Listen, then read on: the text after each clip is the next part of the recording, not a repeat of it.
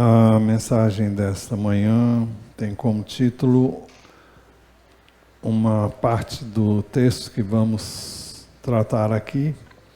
Nisso sabemos que estamos nele.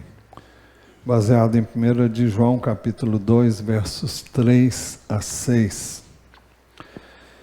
Na semana passada, nós vimos que João compartilhou Jesus com os destinatários da sua primeira epístola, onde ele revela um privilégio enorme, o de privar de um conhecimento íntimo com Jesus, como só Pedro, Tiago e João de fato tiveram, como nenhum dos demais. Mas ele deixou isso escrito e nós cremos no que a palavra de Deus diz. E eu pessoalmente fico maravilhado com os primeiros 4 versos que introduz essa epístola, essa carta. Mas João compartilhou também o ensino de Jesus acerca de Deus. E isso é dito nos versos 5 a 10, e nós ficamos sabendo aqui que Deus não tem comunhão com quem vive na prática do pecado, porque Deus é luz e nele não há nele treva nenhuma. E depois vimos que João explicou o seu propósito ao expor o ensino de Jesus sobre Deus. Ele diz isso no capítulo 2, versos 1 e 2. Ele diz assim: meus filhinhos, escrevo-lhes estas coisas para que vocês não pequem. Mas se alguém pecar, temos advogado junto ao Pai, Jesus Cristo justo. E Ele é a propiciação pelos nossos pecados, e não somente pelos nossos próprios, mas também pelos do mundo inteiro. E o texto que nós vamos ver hoje são 4 versos, capítulo 2, versos 3 a 6. Aqui João mostra as evidências de quem conhece Jesus de verdade. Ele diz assim: nisso sabemos que o temos conhecido, se guardamos os seus mandamentos. Aquele que diz, eu conheço, mas não guarda os seus mandamentos, esse é mentiroso, e a verdade não está nele. Mas quem guarda a sua palavra, nele verdadeiramente tem sido aperfeiçoado o amor de Deus. Nisto sabemos que estamos nele. Quem diz que permanece nele, esse deve também andar assim como ele andou. Nesses 4 versos nós temos 4 evidências que nos permitem saber se já conhecemos Jesus e se estamos nele. A primeira evidência é a obediência aos seus mandamentos. E nisso sabemos que o temos conhecido se guardamos os seus mandamentos. Desde o início, o pecado entrou no mundo por causa da quebra de um único mandamento que Deus estabeleceu para que o homem não comesse do fruto da árvore do conhecimento do bem e do mal. E foi exatamente isso que o homem fez depois de tentado e cair na arte e artimanha do maligno, na conversa que ele, o maligno, teve com Eva. E desde então o homem está no pecado e nós temos uma natureza, por isso, pecaminosa, mas Jesus veio para nos dar um coração novo. E quando eu uso coração, estou falando do espírito humano. E nos salvou, nos regenerou, nos deu do seu Espírito e nos capacitou assim para obedecermos a sua palavra, os seus mandamentos. Não que sejamos perfeitos, porque não somos, enquanto aqui na terra nunca seremos, mas isso não é justificativa para pecarmos. Como já vimos anteriormente, o pecado é um acidente. Então, a primeira evidência do nosso relacionamento com Jesus, que nós o conhecemos e que nós estamos nele, é a obediência aos seus mandamentos. E nisso sabemos que o temos conhecido, se guardamos os seus mandamentos. E nisso sabemos que o temos conhecido. A palavra grega gnóstico fala de uma experiência íntima com alguém. Não é algo superficial, não é como as pessoas creem em Jesus.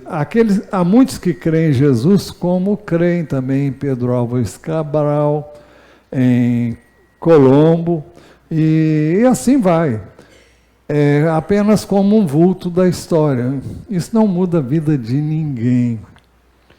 Ter uma religião não muda a vida de ninguém. Carregar a Bíblia debaixo do braço não muda. Ninguém carrega mais Bíblia, né? Nem eu. Mas ela está aqui. Mas o fato de você participar de alguns eventos religiosos, culto, de cantar, e até mesmo ser batizado nas águas não revela que você está em Cristo e que você o conhece. Ser cristão é muito mais do que professar uma fé na boca. É uma experiência íntima com Jesus. Então, não é conversa fiada, não é mera catarse, não é mera lavagem da mente. É uma experiência, é um encontro. Se alguém está em Cristo, é nova criação, as coisas velhas passaram, isso que tudo se fez novo. A natureza pecaminosa continua aí, agindo em todos nós, mas nós somos chamados a viver no Espírito, a depender dele e a confiar nele. Jó 42 diz assim, Deus diz coisas maravilhosas de Jó. Homem justo, homem íntegro, como nenhum outro do seu tempo. Mas depois de passar por tudo que Jó passou, ele faz uma declaração surpreendente. Jó 42, 5 e 6. Eu te conhecia só de ouvir, mas agora os meus olhos te veem. Por isso me abomino e me arrependo no pó e na cinza. Eu te conhecia só de ouvir falar, mas agora os meus olhos te veem. Você vai dizer, mas eu nunca vi Deus. Eu não creio que Jó tenha visto Deus. A Bíblia diz que Deus se manifestou num redemoinho. Ele ouviu o que Deus disse e ele creu que era Deus falando com ele. E Deus se manifestou pela palavra, falando, e falou coisas tremendas, extraordinárias. E ele teve um conhecimento que ele não tinha antes. O conhecimento envolve dois aspectos, o aspecto intelectual e o aspecto espiritual. É o que poderíamos chamar de conhecimento revelado.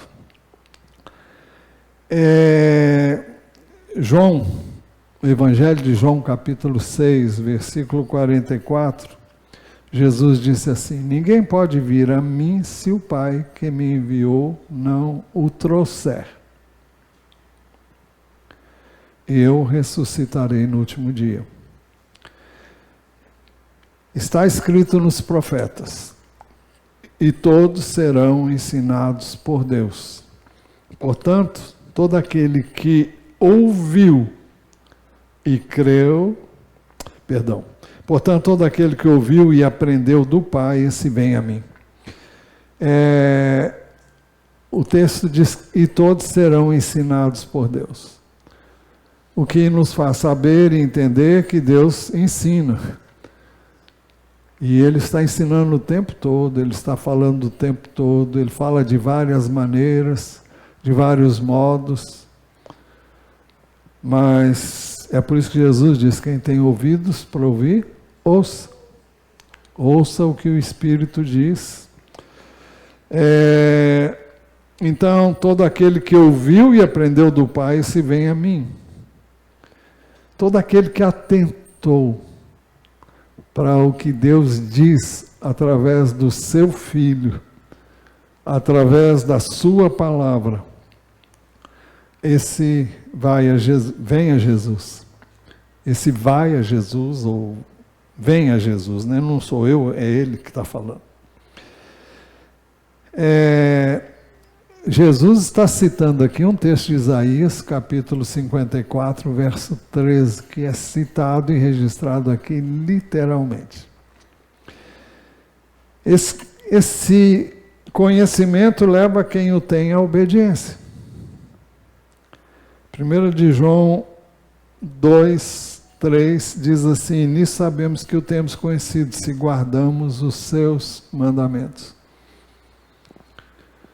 Então, a obediência aos mandamentos de Deus é uma evidência de que nós tivemos um encontro com Jesus. Não é um encontro superficial.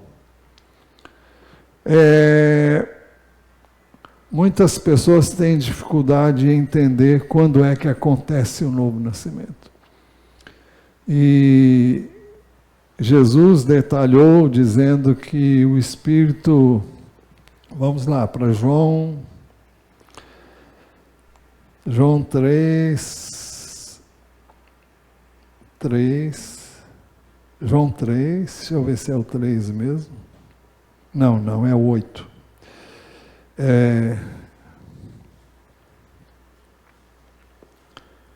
Também não é, deixa eu ver. É o 8, é o 8 mesmo. O vento sopra onde quer. Você ouve o barulho que ele faz, mas não sabe de onde ele vem, nem para onde vai. Assim é todo o que é nascido do Espírito. Se você é nascido do Espírito, você vai conhecer a Deus de uma forma não puramente intelectual, mas de uma forma espiritual. E você nasce de novo. Quando você nasce de novo, você tem um espírito perfeito. Nada a acrescentar a ele. Por isso que Jesus diz: o espírito está pronto, mas a carne é fraca. Por isso nós temos que buscar a Deus para fortalecer-nos espiritualmente, para vencer a carne. Bem, vamos à segunda evidência. Aquele que diz: eu o conheço, mas não guarda os seus mandamentos, esse é mentiroso e a verdade não está nele.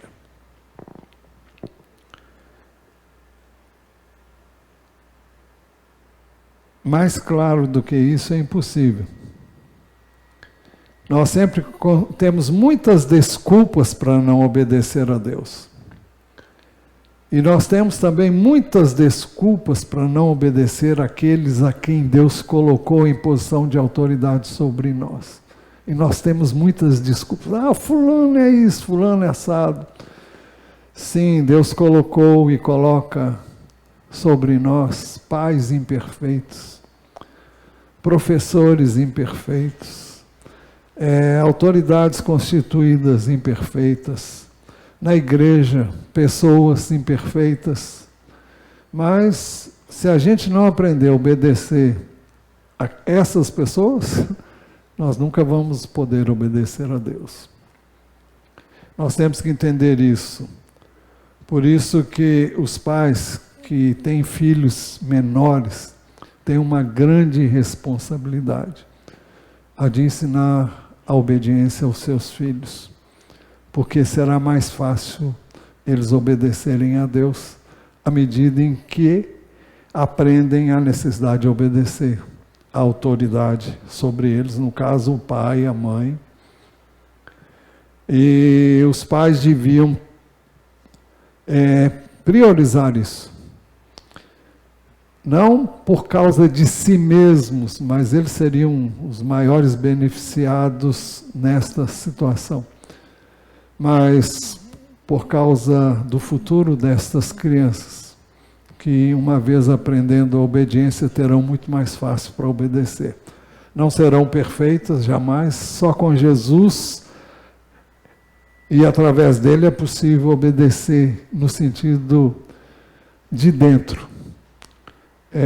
Os irmãos sabem que é muito fácil obedecer externamente. Eu sempre conto uma história que já está velha, mas eu vou repetir outra vez. Um menino foi colocado de castigo. Eu não sei quantos aqui já ficaram de castigo, eu já fiquei muitas vezes. Era um método de punir os filhos, era colocá-los de castigo virado para a parede, no canto da parede. Lá em casa era assim, na casa dos meus pais. Minha mãe punha a gente de cara virado para o canto da sala assim, e você tinha que ficar ali até ela mandar você sair dali. E vamos entender que é muito difícil para uma criança ficar quieta ali, né? Mas então conta que uma criança foi colocada numa posição de castigo e ela foi obrigada a sentar numa cadeira. E a criança, num determinado momento, falou assim: eu tô sentado, mas por dentro eu estou em pé. Então vejam, não é o que você faz externamente, é o que você sente internamente. Isso revela a rebeldia do ser humano desde a mais tenra idade. E se isso não é quebrado, o ser humano, quando cresce, não vai entender isso. E vai ser muito mais difícil para ele obedecer a Deus. Aí vem quebrantamento, vem tratamento de Deus. E se não aprendeu, tem que aprender de alguma forma, né? Então a pessoa vai lidar com Deus. E Deus nos trata como filhos. E qual filho o pai não disciplina, se ele ama, né? Diz a palavra de Deus em Hebreus, se não me engano, capítulo 12. Mas a segunda evidência, aquele que diz eu o conheço, mas não guardo os seus mandamentos, esse é mentiroso e a verdade não está nele. É muito... João não diz meias palavras. Ele diz o que é verdade e o que é mentira. Se alguém diz eu conheço, mas não guardo os seus mandamentos, é mentiroso. Só isso. Eu conheço. Bom. 1 de João capítulo 4 diz assim, verso 20.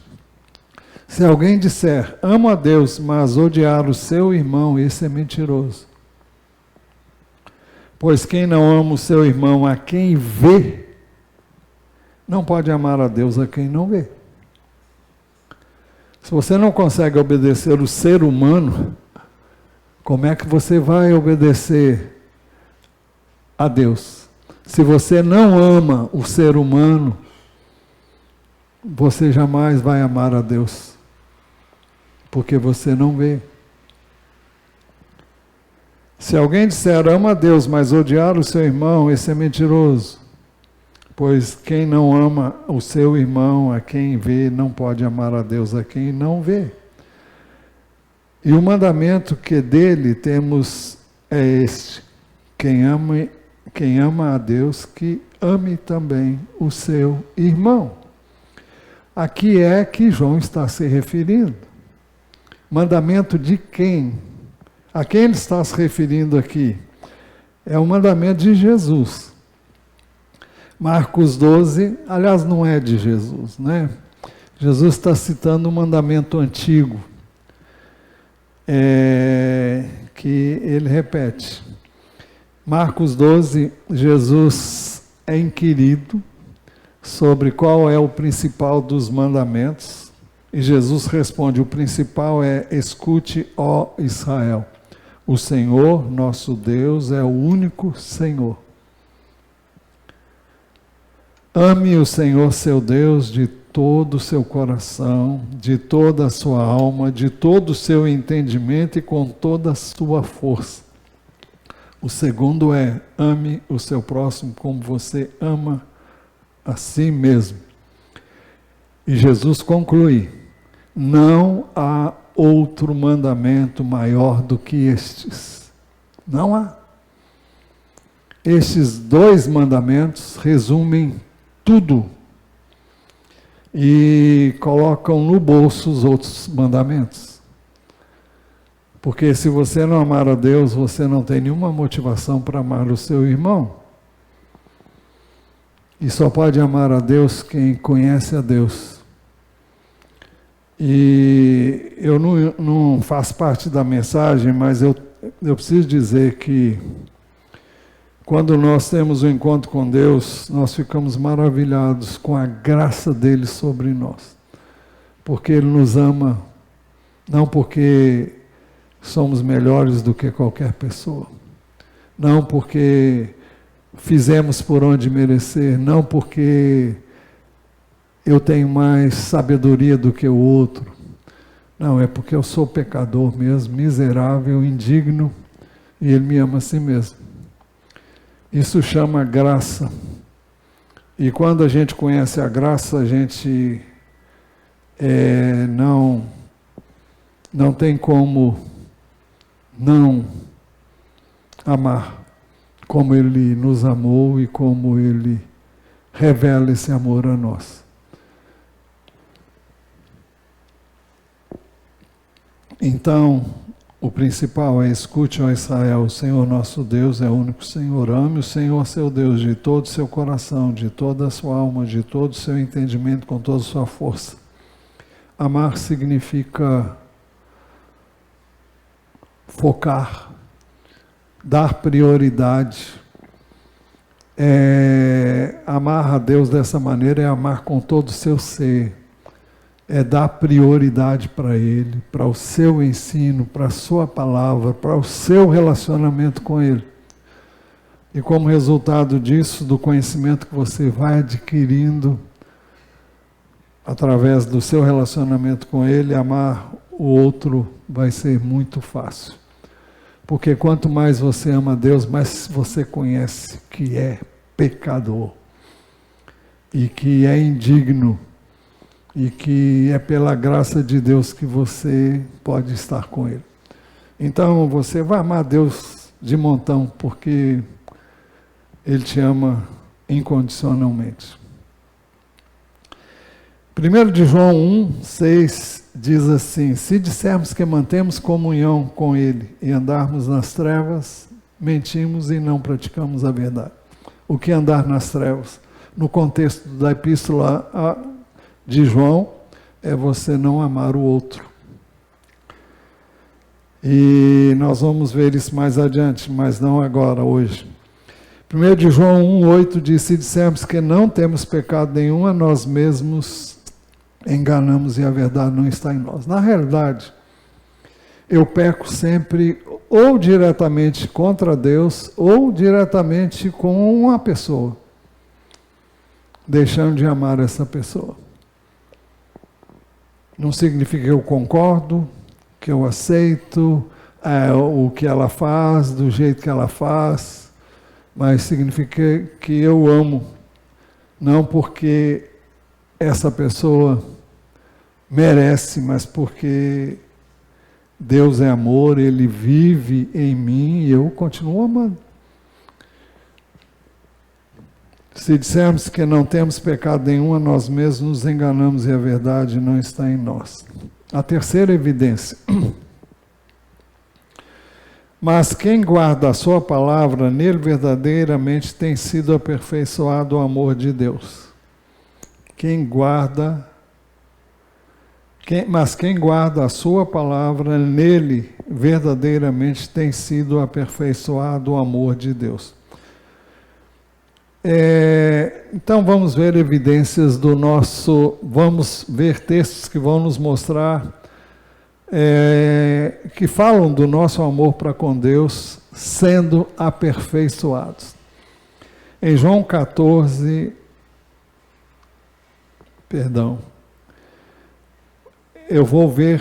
nós vamos ver primeiro, o nosso amor para com Deus será aperfeiçoado. É isso que eu quero destacar. João 14, 21, diz assim: aquele que tem os meus mandamentos e os guarda, esse é o que me ama. Então aqui nós temos evidência de que o nosso amor vai sendo aperfeiçoado, o nosso amor para com Deus, à medida em que nós guardamos os seus mandamentos. Mas depois no verso 23, Jesus diz assim: se alguém me ama, guardará a minha palavra. Então, o nosso amor é aperfeiçoado à medida em que nós obedecemos. Agora vamos ver o mesmo texto, fala do amor de Deus para conosco, será aperfeiçoado, ou seja, nós vamos conhecer mais profundamente o amor de Deus por nós. Nesse mesmo trecho, João 14, no final do verso 21, diz: e aquele que me ama será amado por meu Pai. Eu também o amarei e me manifestarei a ele. No verso 23, também ele diz: e o meu Pai o amará, e viremos para ele e faremos nele morada. Então, o amor de Deus para conosco será aperfeiçoado à medida em que nós guardarmos a sua palavra. E o nosso amor para com os outros será aperfeiçoado também. 1 de João 4, 12 diz assim: nunca ninguém viu Deus. Se amarmos uns aos outros, Deus permanece nele e o seu amor é em nós aperfeiçoado. Nunca ninguém viu Deus. Se amarmos uns aos outros, Deus permanece em nós. E o seu amor é em nós aperfeiçoado. Significa que Deus encontra espaço para manifestar-se em nós, porque Deus é, na essência, amor. Deus é amor.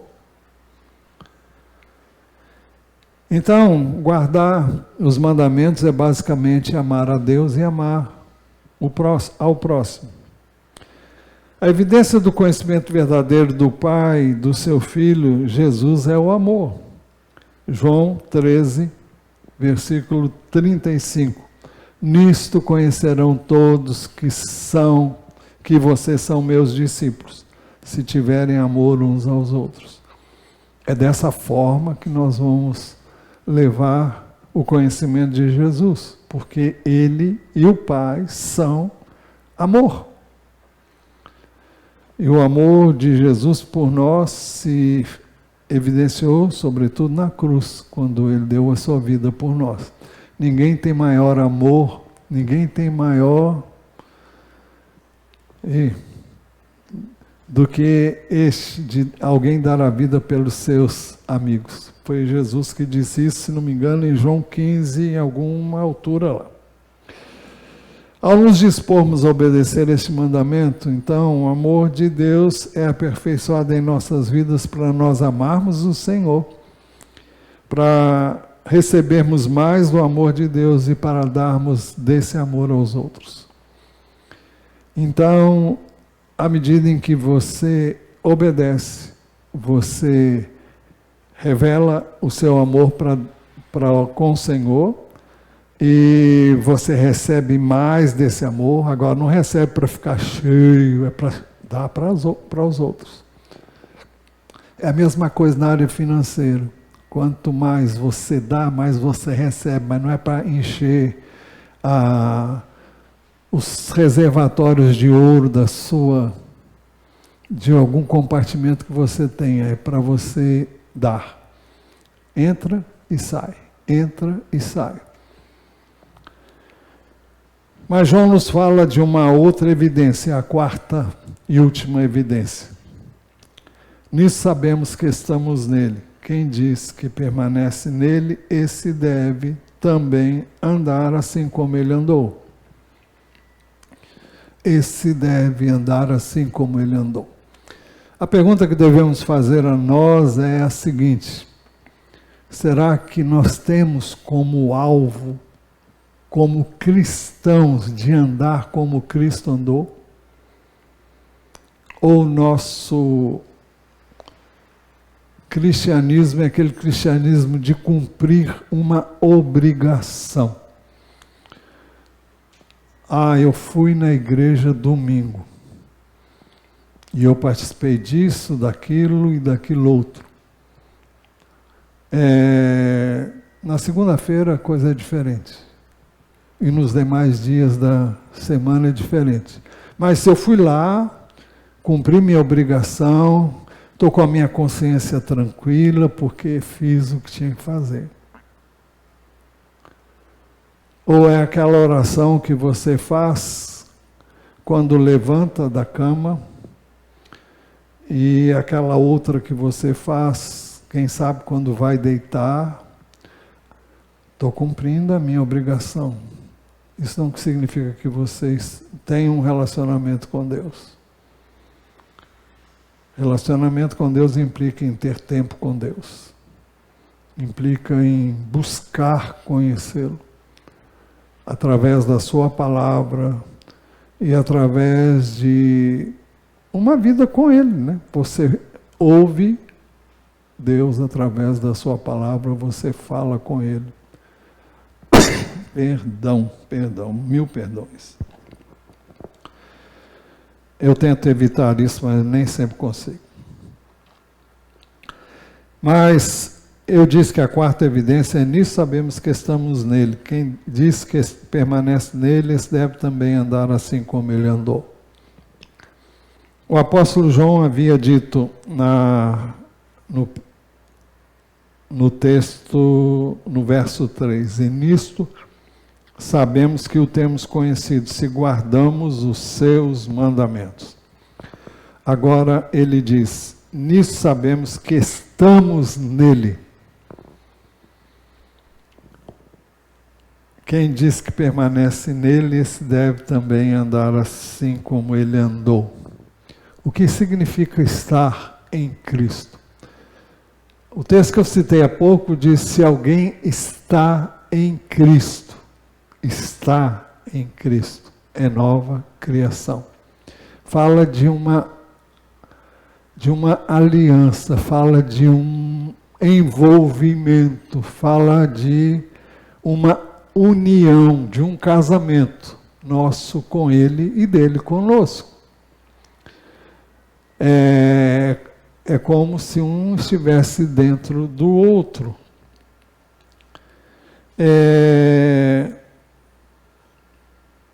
1 Coríntios 6,17 diz assim: mas aquele que se une ao Senhor é um só espírito com Ele. Obrigado, David.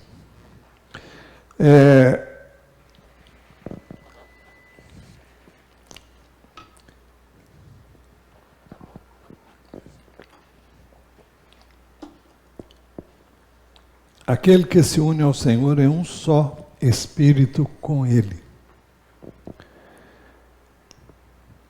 Não significa que eu me torno Jesus e que Jesus se torna aquilo que eu sou.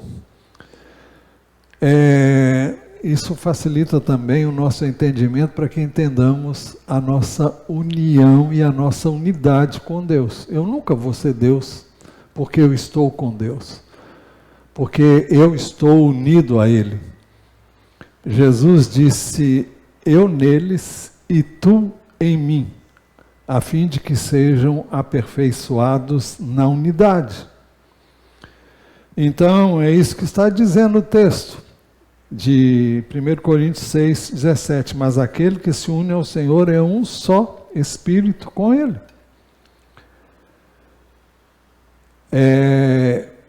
Há um casamento, há uma união, uma unidade que passa a existir e significa estar em Cristo. Já citei o verso que eu citei anterior, se alguém está em Cristo, é nova criação, as coisas velhas já passaram e tudo se fez novo. Jesus ensinou-nos o que está registrado em João 15, 4. Permaneçam em mim, e eu permanecerei em vocês. Como o ramo não pode produzir frutos por si mesmo, ou de si mesmo, se não permanecer na videira. Assim vocês não podem dar frutos se não permanecerem em mim. O ramo não pode escolher, eu vou dar uma voltinha ali fora, tomar um ar fresco. Não. O ramo não pode sair da videira, senão ele morre. Não tem folga, não tem... o tempo todo com Ele. Então não existem compartimentos diferentes para a sua vida cristã. Bom, agora eu estou na igreja, estou com o Senhor, ou estou em tal ambiente, eu vou estar com o Senhor, mas ali não entra não. Não existe isso. Ou você está com Ele, ou você anda com Ele, ou você vive com Ele, e não há como separar uma coisa, um do outro, a menos que o seu compromisso seja meramente intelectual, formal, religioso e descompromissado. Permaneçam em mim, eu permanecerei em vocês. Como o ramo não pode produzir fruto de si mesmo, se não permanecer na videira, assim vocês não podem dar fruto se não permanecerem em mim.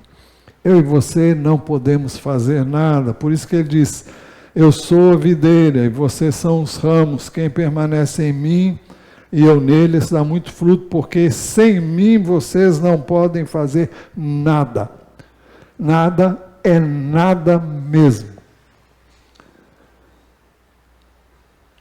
Se o ramo for cortado da videira, ele só presta para o fogo. Ele seca e está destinado ao fogo. Não existe compromisso pela metade, não existe envolvimento pela metade, não existe envolvimento parcial. É tudo ou nada. Se alguém quer vir após mim, negue-se a si mesmo, dia a dia tome a sua cruz e siga-me, pois quem quiser salvar a sua vida, perderá. E quem perder a vida por minha causa, esse a salvará. É quando nós ganhamos, quando perdemos. E na vida cristã, eu e você perdemos para ganhar. Perdemos o que é meu, o que é seu, o que é nosso, para ganhar aquilo que é Cristo, é de Cristo. O apóstolo Paulo disse isso com muita propriedade em Filipenses capítulo 3.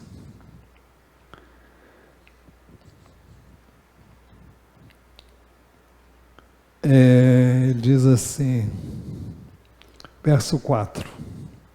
É verdade que eu também poderia confiar na carne. Se alguém pensa que pode confiar na carne, eu ainda mais. Fui circuncidado no 8º dia, sou da linhagem de Israel, da tribo de Benjamim, hebreu de hebreus. Quanto à lei, eu era fariseu, ou seja, o que existia de melhor em termos de conhecimento da lei. Quanto ao zelo, perseguidor da igreja. Quanto à justiça que há na lei, irrepreensível. Mas ele diz no verso 7, mas o que para mim era lucro, isso considerei perda por causa de Cristo. Na verdade, considero tudo como perda, por causa da sublimidade do conhecimento de Cristo Jesus, meu Senhor. Por causa dele perdi todas as coisas e as considero como lixo para ganhar a Cristo. Você não pode ter Cristo e as outras coisas. Ou você perde tudo que você valoriza. Nós não estamos falando de você largar sua família, nada disso. Por favor, não misture as coisas, não. O texto não está falando isso. Mas está falando de valores, de importância, de prioridades. E ele diz, por causa dele perdi todas as coisas. Aquilo que era importante para mim, que eu achava, meu pedigree, se é que pode falar isso de um ser humano, a minha ficha, tudo isso aí vai para o lixo. Para quem foi o que ele fez, ele foi para o lixo. Por causa dele perdi todas as coisas e as considero como lixo para ganhar a Cristo. E ser achado nele, não tendo justiça própria, mas aquela que é mediante a fé em Cristo. A justiça que procede de Deus baseada na fé. Então, para termos Jesus, nós temos que abrir mão de todos os outros valores que não devem ocupar o lugar que é só dele. Por isso que o mandamento principal é: ouve, ó Israel, o Senhor nosso Deus é o único Senhor. Ame o Senhor seu Deus de todo o seu coração, de toda a sua alma, de toda a sua força e de todo o seu entendimento. Então, é amar sim dessa maneira. A gente só pode amar quem conhece. E quanto mais conhecemos uma pessoa, mais amamos. Eu conheço a Ana Bia hoje mais do que no passado. E ela sabe que eu não sou nenhum santo e ela também não é nenhuma santa. Agora, o nosso amor aumenta, dia após dia. Agora, por quê? Porque ela não tem erros, eu não tenho erros. Não, quanto mais você conhece, mais você ama. Então, você não ama porque a pessoa é perfeita, você ama porque você conhece. Quanto mais você conhece a pessoa por dentro e por fora. E você pode aceitar a pessoa porque você foi aceito por Deus. Então, o amor de Deus flui.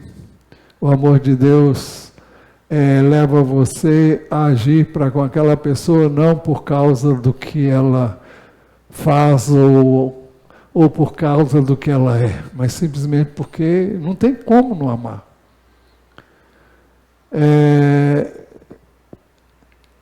Eu sei que muitas pessoas podem pensar, eu não gostaria de casar com alguém que me ama com o amor de Deus. Eu quero que ele me ame com o amor dele. Você está frita, porque isso não vai durar muito tempo, não. Não dura. O amor que dura é o amor de Deus. Esse amor permanece, gente. Esse amor, tudo vai passar, mas menos isso, porque é a essência de Deus. E a mulher, e o marido também, né? O homem que tem juízo vai buscar no seu cônjuge alguém que ame o Senhor mais do que ele ou ela. Porque se não for assim, vai ser difícil essa relação conjugal.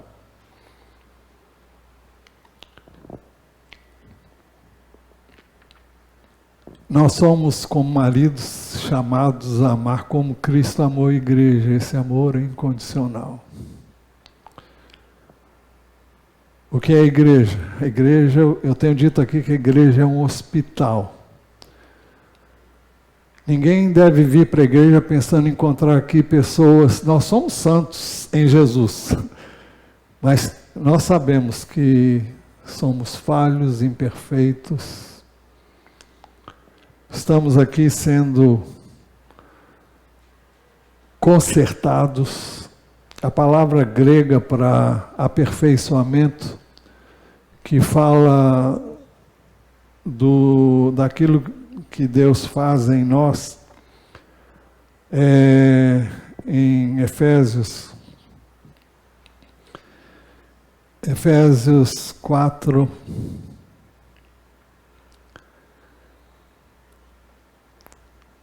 e diz assim, ele mesmo concedeu uns para apóstolos, para profetas, outros para evangelistas. Estou lendo Efésios 4:11. E outros para pastores e mestres, com vistas ao aperfeiçoamento dos santos. Essa palavra aperfeiçoamento dos santos é a palavra catartismos, que significa, é aquilo que um pescador fazia consertando a sua rede. A rede fura. E então ele vai lá e restaura a rede e ela volta a ser inteira. É esse o trabalho de Deus em nós através da igreja, para quem se deixa consertar. Para quem aceita o trabalho de Deus, né? Para consertar, para endireitar, para acertar.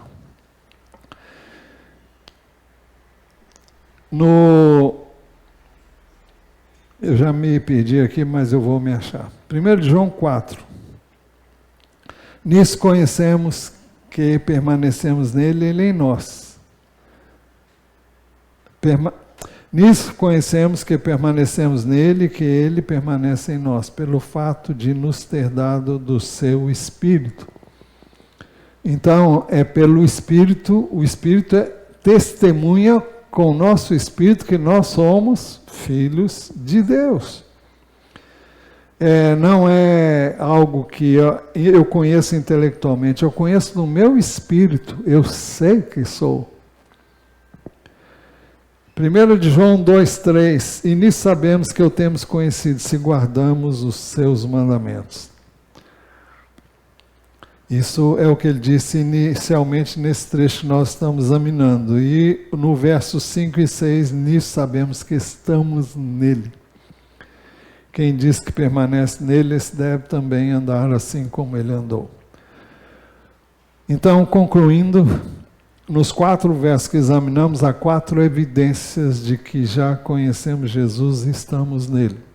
Primeira evidência, a obediência aos seus mandamentos.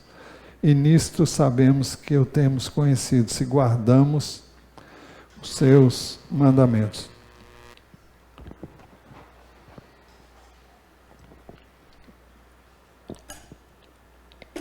Segunda evidência, aquele que diz, eu o conheço, mas não guarda os seus mandamentos, esse é mentiroso e a verdade não está nele. Terceira evidência, mas quem guarda a sua palavra, nele verdadeiramente tem sido aperfeiçoado o amor de Deus. E a quarta e última evidência, nisso sabemos que estamos nele. Quem diz que permanece nele, esse deve também andar assim como ele andou. Então esse é o desafio para mim e para você. Andar como ele andou. E se eu errar? Se eu errar,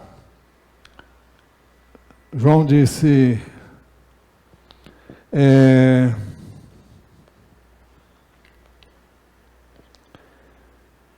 eu ia abrir aqui na Bíblia, mas...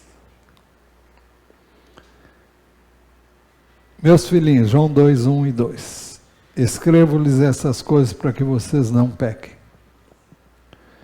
Mas se alguém pecar, temos advogado junto ao Pai, Jesus Cristo justo. Ele é a propiciação pelos nossos pecados. E não somente pelos nossos próprios, mas pelos do mundo inteiro. Isso não significa o que eu disse no início. Liberdade para pecar.